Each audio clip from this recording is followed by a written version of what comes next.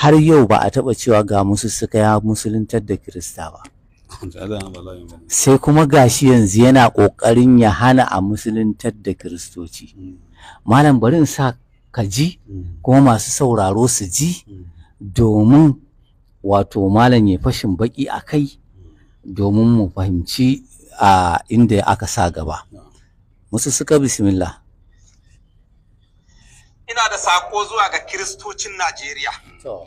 Wato akwai abin da ke faruwa, masu ƙarya suna zuwa har coci su tadda ku cikin cocin ku su ɗauko Bible su yi mashi fassarar da suka ga dama. Da niyyar suna so su canza ku daga Kiristanci zuwa Musulunci ta hanyar cin mutunci, shiga cikin wannan abin ya saba ma abubuwa guda uku. Farko, ya saba ma tsarin Musulunci, ce man ɗaya. Ya saba ma tsarin constitution din Najeriya, sannan kuma ya bude kofar fitina. Idan kuka je kuka fassara yadda kuka ga dama, kiristocin su dage su ce ba haka fassara take ba, ku kuma ku kafe kuka ce wallahi haka take. To yanzu nan gaba su kuma in aka samu wasu daga cikin su suka rika dauko Qur'anin mu suna zuwa masallaci su zo su yi mai fassarar da suka ga dama su ce wallahi haka Qur'anin ke nufi. Shin waye fara? Muna da ikon hana su? Muna da ikon hana su. To yanzu ku gaya mani me zai faru idan Kirista ya dauko Qur'ani ya shigo masallaci ya yi mai fasarar da ya ga dama kuma ya ce wallahi haka ake nufi. Wani irin yaƙi kuke tsammanin zai faru? Ya kamata wannan abun ku taka mashi burki. Farko inda abun ya saba ma musulunci, idan zaka tattauna da wanda ba musulmi ba, Allah cha ya hujja shi zai karanta abun shi ba kai zaka karanta mashi ba. Zamanin Annabi Muhammad da aka tattauna da Yahudu sai aka ce kul fa'atu bit taurati, ku zo da at-taurai mana. In kun zo da ita fatluha ku karanta ta, ba wai mu karanta ba. Akwai wani mai karatu da ya isa ya kai manzo Allah iya karatu? To amma ba shi yace zai karanta ba. Ce aka yi kul fa'atu bit taurati, ku zo da at-tauran. In kuka zo da at-taura fatluha ku karanta ta, in kuntum sadiqin inda gaske kuke. Shine hujjar da kuka ce akwai at-taura, ku dauko at-taurai ku karanta magani. Me hana yace to akramakallahu kadeji kaji, amma ya faɗa abubuwa guda uku. Ya ce ya saba wa musulunci, ya saba wa ainihin constitution, kuma wani abu ne da zai buɗe ƙofar fitina ko wani abu mai kamar haka dai da ya faɗa. To akramakallahu kafin in ce wani abu dai ya kamata malam ya ɗan yi fashin baƙi abin da zai faɗa, alabashi idan malam ya ɗan bani 'yan mintuna biyu ni ma na ce wani abu dangane da wannan. Bismillah. A'udhu billah, bismillah, assalatu wassalamu ala rasulillah. Yan uwa, assalamu alaikum wa rahmatullahi wa barakatuh. Wa alaikum assalam wa rahmatullahi wa barakatuh. Yan uwa, kamar da kuka sani, muna nan muna bin shirin Musassakatul Kazzab na ga fili ga mai doki, muna ba shi amsa. Amma Allah cikin ikonsa kuma sai wannan abin ya faɗo. Gafata malam, ai wannan wato Bahaushe dama yana cewa duk komai nisan jifa wai ƙasa za ta yi. Wato zan iya cewa gafata malam wannan wata ne ya kama ko kuma lokaci ne ya zo na tonan asiri ga wannan mutane masu ikirarin bin alkur'ani zalla. Dalilai na kama haka. Gafata malam a 'yan kwanakin nan aka tattauna da Idris bin Yaqub, yaron nan mai kauɗi, da shi da malam Abubakar Ladan, Allah ya ƙara masa lafiya, Allah ya saka masa da alkhairi. Idris bin Yaqub ya kasa faɗar menene musulunci. Wato inda aka wa Idris bin Yaqub wa na kama ta bakin na yara. To kaga malam, idan dai har za a haɗu da wani mutum mai ikirarin shi musulmi ne, kuma ma yana ikirarin shi ke musuluncin a daidai, a ce ga ya mana menene musulunci, ya kasa faɗar menene musulunci, kuma ka ci gaba da kallon sa wannan din shi musulmi ne, to kaga ai kai din baka san menene musulunci ba. Dan babu yadda za a yi mutum yayi abin da bai san shi ba, kuma ba musuluncin kake sanyi ba.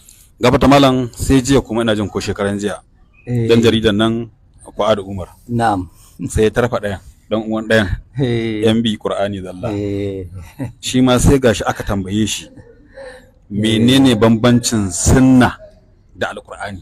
To dan mai dusa. To amma fa akramakallahu da kansa sai gashi ya faɗa, nuna cewa lallai da alqur'ani da sunna da abu ɗaya ne, saboda cewa yayi ai ita sunna abinda alqur'ani yace manzon Allah sallallahu alaihi wasallam yayi, to in ya aikata abun a aikace to wannan shine sunna, kuma shi suke ya to kaga wannan gaba ta malam duk abubuwa ne wanda Allah ta'ala yake nuna wa mutane ko fahimta wa'annan mutanen ga matsayin su gaskiya ne. To sai kuma sai ga yau na tabbata baka taba jin wani musulmi a ce ga wasu mutane sun je cikin kiristoci suna nuna musu wannan addinin da suke a yanzu ba shine addinin da Allah ya ce addinin nan da suke cewa Allah uku ne yawa to ba daidai bane ga daidai ne. To kuma a ce kai musulmi ne kuma kirarin malinta kake kuma ranka ya ɓaci hankalinka ya tashi kamar yadda a wannan bidiyon in ka kula da masussuka hankalinsa ya yi mugun tashi na tabbata zai yi wahala a ce musulmi ne akan wannan tsarin. Ga wasu musulmi sun je suna ta kokari suna shigo da waɗanda ba musulmi ba a cikin musulunci amma shi kuma ransa ya ɓaci. Idan har ka kasa gano wannan ba musulunci yake ba kuma shi ma ba musulunci ba yake yi ba gaskiya babu shakka duk kwakwalwarka tana da bukata a bincike ta. Gafata malam cikin abubuwan da ya faɗa ban sani ba amma dai da yake yaro ne shi amma dai da yarintarsa za a iya cewa ko bai san yadda duniya take ciki ba malam akar makallahu. Babu shakka a iya sani na tun kafin musulmi irin su wato malam Adamu Ashaka su rika shiga cikin kiristoci suna buɗa masa littafin suna cewa wannan da kuka ce kaza to ga yadda abin yake a cikin littafin su kafin su fara yin kiristoci ne suka fara yin haka a karamakallahu. Wayanda ake kiran su yan kungiyar bazata za su zo makarantar allo ko kuma gari ƙauye su samu limamin garin su rika karanto mashi ayoyi su faɗa abin da suka ga dama su yi wasa da hankalin su mai da shi kirista wanda duk da cewa su malam Adamu Ashaka ba haka suke yi ba.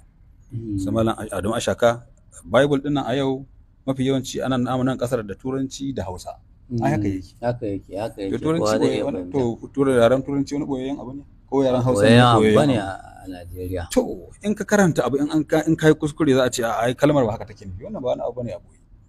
Saboda haka su sa'ad da malam Adamu Ashaka da malam Haruna abin da suke yi ba magana bace ta canja masu wai fasara kuma su fa in sun tashi a gurin masanin abin suke zuwa fasto wanda yake shi fasto ne ya iya kuma su ce ya karanta ya duba aya kaza to amma chapter kaza bas kaza amma na tabbata ba bakon abu bane ba ga wanda yake yawo ko kuma yake zaune a cikin birane ko kuma ƙauyuka ka tarar da Kirista ya shigo cikin mu har ƙauyukan mu yana tallan addinin sa sukan ba mutum ya takarda ta mota idan ka hau za ka gani suna yi to da Allah kuma ka ce wai wannan ya saba wa kundin tsarin mulkin kasa to ko da ma can su ma ba san dokar kasar ba kuma abin da nake mamaki wai wanda ya ce shi alqur'ani kadai yake bi sai kuma gashi yana kafa wani dalili wai da dokar kasa to ko dai ƙarya kake yi ba alqur'anin kadai kake bi ba kana bin alqur'ani ne